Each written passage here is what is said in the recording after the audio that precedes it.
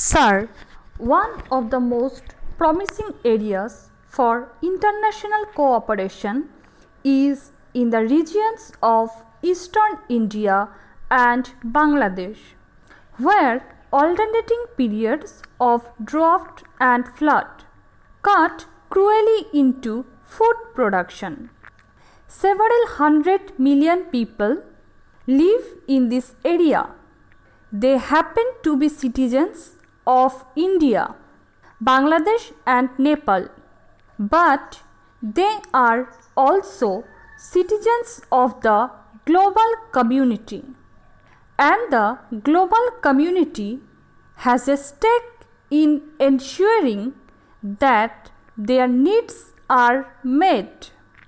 Great progress has already been made in resolving water questions, and we are prepared to give our support when the regional states request a study that will design how the international community, in cooperation with the nations of South Asia, can help the peoples of this region to use water from the rivers and the mountains to achieve the productivity that is inherent in the land and its people. Sustained economic growth requires a strong base in energy as well as in agriculture. Energy is a serious problem in both our countries, for both of us import oil at levels that can threaten our economic health and expose us to danger if supplies are interrupted. American firms are already working with Indians in developing the oil producing area of the shores near Mumbai. We also have a long record of cooperation in the development of nuclear power. Another important element of India's energy plans.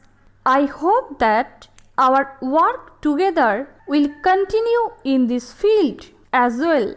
Additionally, we stand ready to work with you in developing renewable energy resources, especially solar energy. Active cooperation in this area could be of enormous help to both our countries.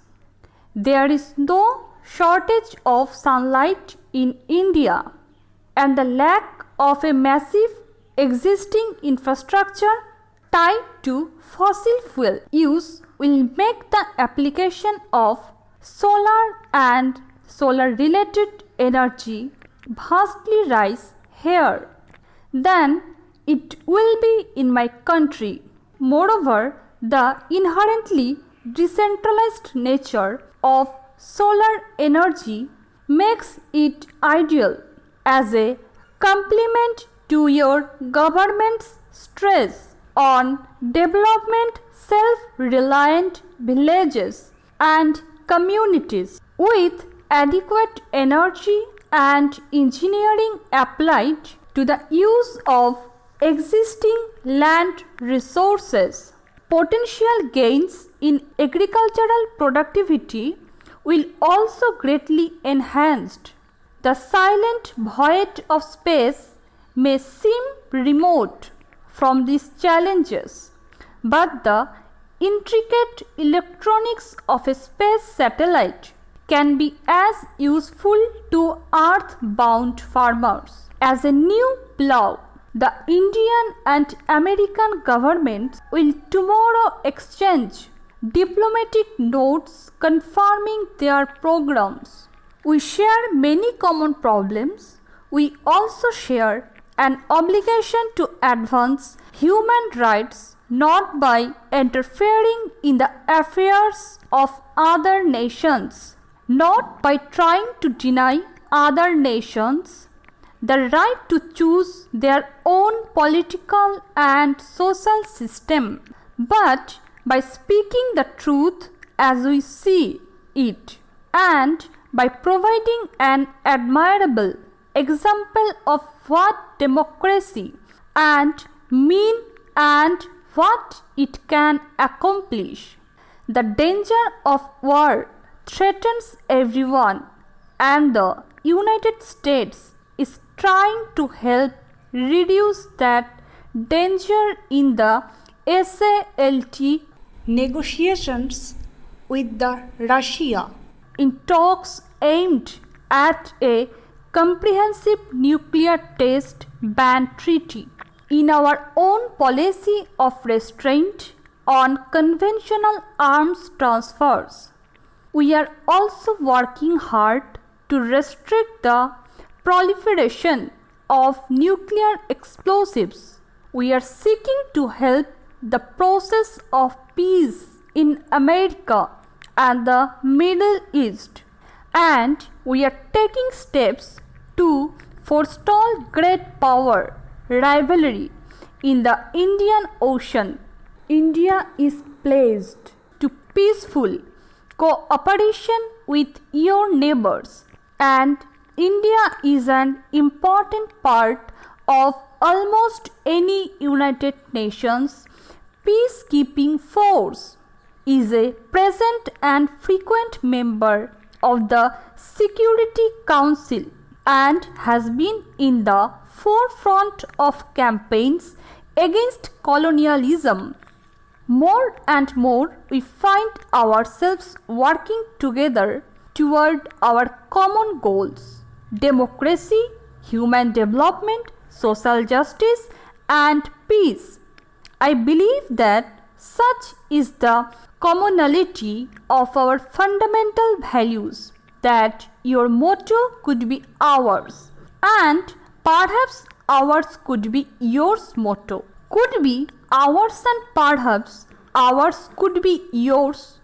Our nations share the common goals of peace in the world and human development in our own societies, and we share as well have the conviction that the means we employ to reach these goals must be as much in keeping with the principles of freedom, human dignity, and social justice as are the goals themselves. This idea of belief is as strong a tie as there can be between two nations. The values that Indians and Americans share have deeply affected my own life. I come to you as a national leader in the hope that my visit will mark a new and higher stage in the steadily improving relations between our two countries. But in a more personal sense, I come as a pilgrim.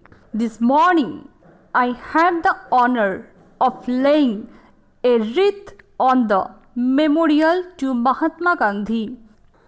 In that sacred place, I recalled new ways in which Gandhi's teachings have touched the lives of people in my country.